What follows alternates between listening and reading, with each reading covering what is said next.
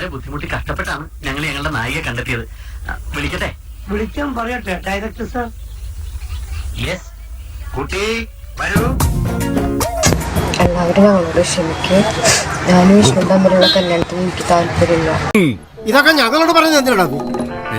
എല്ലാവരും കൂടെ നിർബന്ധിച്ച കാരണമാണ് എല്ലാത്തിനും സമ്മതം മൂടിയത്. പലതരത്തിലുള്ള അവീതങ്ങളെ കുറിച്ച് നമ്മൾ കേട്ടിട്ടുണ്ടല്ലേ. എന്നാൽ ഭാര്യയുടെ അനിയത്തിയുമായ അവീത ബന്ധത്തിൽ ഏർപ്പെട്ട് അവസാനം രണ്ടാളും കൂടി ഒളിച്ചോടിയ സംഭവത്തെ കുറിച്ച് നിങ്ങൾ ആരെങ്കിലും കേട്ടിട്ടുണ്ടോ? എന്നാ കേട്ടോളി, അങ്ങനെ ഒരു സംഭവം നടന്നു.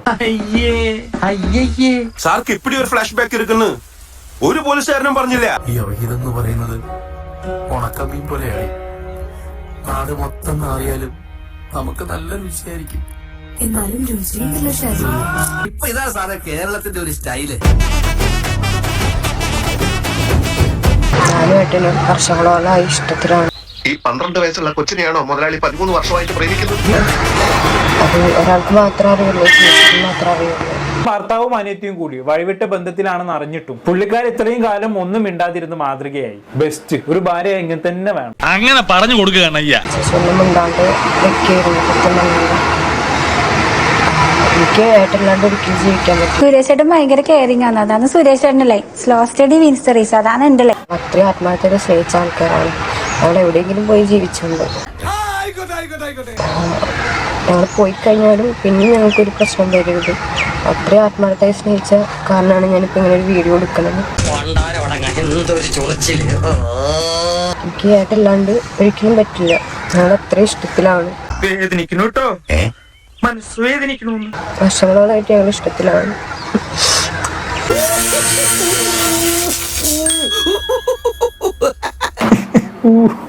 ചിരിക്കണ കരയണ ഛർദിക്കണ എന്താന്ന് അറിയാത്ത അവസ്ഥയാണ്. ഓ ഇതാണോ അപ്പുറത്ത് പൊട്ടിക്കിടക്കുന്ന കക്കൂസ്?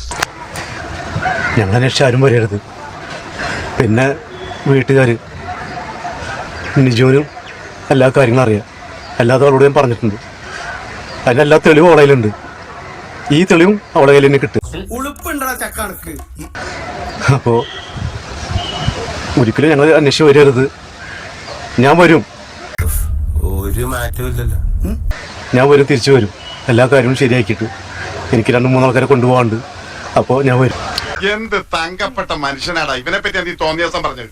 എന്റെ അറിവില്ലാന്ന് കുറവുണ്ട് അങ്ങനെ പറഞ്ഞു പോയതാണ്. 2-3 ആൾക്കാർ കൂടി കൊണ്ടുപോകണം പോലും. എന്താ പോന്റെ പൂതി? ചെങ്ങായിക്ക് ഇതൊരു ബിസിനസ് ആക്കി മാറ്റാനുള്ള പരിപാടിയാണെന്ന് തോന്നുന്നു. ഞങ്ങൾ എവിടെയെങ്കിലും പോയി ജീവിച്ചോട്ടെ. എവിടെ ഇല്ലാണ്ടെങ്കിൽ പറ്റൂല.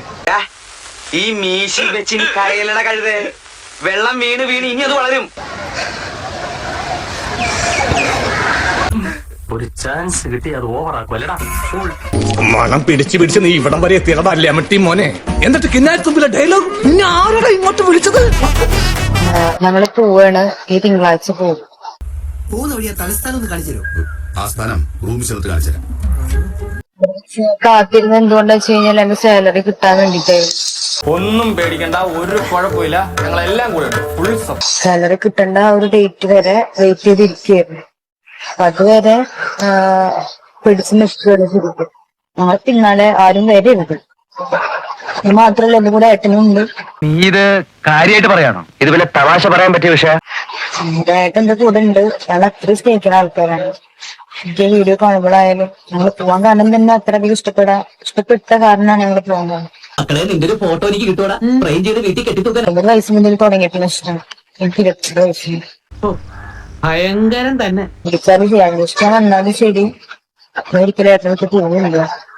ഏതൊരു കേസ് കോടതിയിലായാലും എനിക്ക് പറയാനുള്ള കാര്യങ്ങൾ ഞാൻ പറഞ്ഞു. ചെറുക്കന്റെ സ്വഭാവമൊക്കെ അന്വേഷിച്ചിട്ട് പോരെ കല്യാണം. ഇല്ല പരമശിവ നിങ്ങൾ കണ്ടത് കഥ. ഇനി പിക്ചർ भी बाकी है भाई.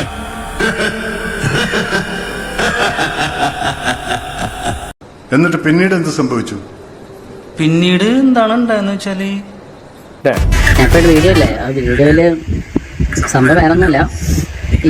ഇവൻ ഇവളിപ്പോൾ വേണ്ടെന്ന് പറഞ്ഞു. അവൻ പോയി കാശൊക്കെ തീർന്നു. മൊബൈലൊക്കെ വിറ്റ് കഴിഞ്ഞിട്ട് ഗുരുവായൂരിൽ ഒരാളെ കണ്ട് പോലീസിൽ അറിയിച്ച് അങ്ങനെയാണ് നാട്ടിൽ തിരിച്ചു വരുന്നതും. നാട്ടിൽ വന്ന ശേഷം അവൻ വേണ്ടെന്ന് പറഞ്ഞു പോയി. നാട്ടിൽ വരുന്ന മുമ്പ് തന്നെ ഇവളെ വീട്ടിൽ വന്നപ്പോൾ അവരുടെ അമ്മയച്ഛനും അവനെ കേട്ടിട്ടില്ല. പണ്ടൊക്കെ ദൈവം പിന്നെ തരാമെന്നും പറഞ്ഞ് അവധി വെച്ചിരുന്നു. ഇപ്പൊ മൂപ്പരുടെ പേയ്മെന്റ് ഒക്കെ റെഡി ക്യാഷാ. ചെയ്ത ജോലിക്ക് അപ്പൊ കിട്ടും. ഇതൊന്നും കയറണ്ടെന്ന് പറഞ്ഞു കഴിഞ്ഞാൽ അങ്ങനെ ഒരു മോളില്ലെന്ന് പറഞ്ഞ് ഇറക്കി വിട്ടു. പിന്നെ ഇപ്പോൾ അവളെന്തോ മുസ്ലിംസ് ആകാൻ പോകാമെന്ന് നടക്കാമെന്നാണ് ഞാൻ അറിഞ്ഞത്. വീടിൻ്റെ അടുത്തുള്ള ഒരു ചേച്ചിയുണ്ട്, നമുക്കറിയാവുന്ന ഒരു ഫാമിലി ചേട്ടൻ, പുള്ളിക്കാരനൊക്കെ നമ്മൾ അറിയാവുന്ന. അപ്പോൾ അവരാണ് നമ്മളോട് കാര്യങ്ങളൊക്കെ പറഞ്ഞത്. വീട് തൊട്ടടുത്തുള്ളവർ തന്നെയാണ് അവർ. മുസ്ലിം ആവാൻ നടക്കുക. ഇവർ രണ്ടാൾ തിരിച്ചു വന്നു. കയ്യിൽ പൈസയൊക്കെ കഴിഞ്ഞിട്ട് ഫോണൊക്കെ വിറ്റ്. അപ്പോൾ ഇവർ ഗുരുവായൂർക്ക് തിരിച്ചു വന്നിട്ട് ഇവരവിടെ നിൽക്കണോടൊപ്പം ഒരു കസ്റ്റം വിളിച്ച് പറഞ്ഞതാണ് പോലീസ് സ്റ്റേഷനിലേക്ക്. വിളിച്ച് പറഞ്ഞിട്ട് ആൾക്കാരൊക്കെ വന്ന് കൊണ്ടുപോയി. അപ്പോൾ ഫാമിലിത്തെ ആൾക്കാർ പറഞ്ഞു, അവളെ അച്ഛനമ്മയും എല്ലാവരും പറഞ്ഞു അവളെ ഇനി വേണ്ട, ഞങ്ങൾക്ക് ഇനി വേണ്ട എന്ന് പറഞ്ഞു. അവരിട്ടിട്ട് പോയി, ആ ചക്ക ഇട്ടിട്ട് പോയി, ചേച്ചിയുടെ ഭർത്താവ് ഇട്ടിട്ട് പോയി. ഇനി വേണ്ട, ഇനിയിപ്പോൾ ഇത് അനാഥാലയത്തേക്ക് ആക്കി. ഇപ്പം അവള് പറയും ഞാൻ മുസ്ലിം ആവാൻ പോകുന്നു. ബാക്കി വിശേഷം വന്നിട്ട് പറയാം.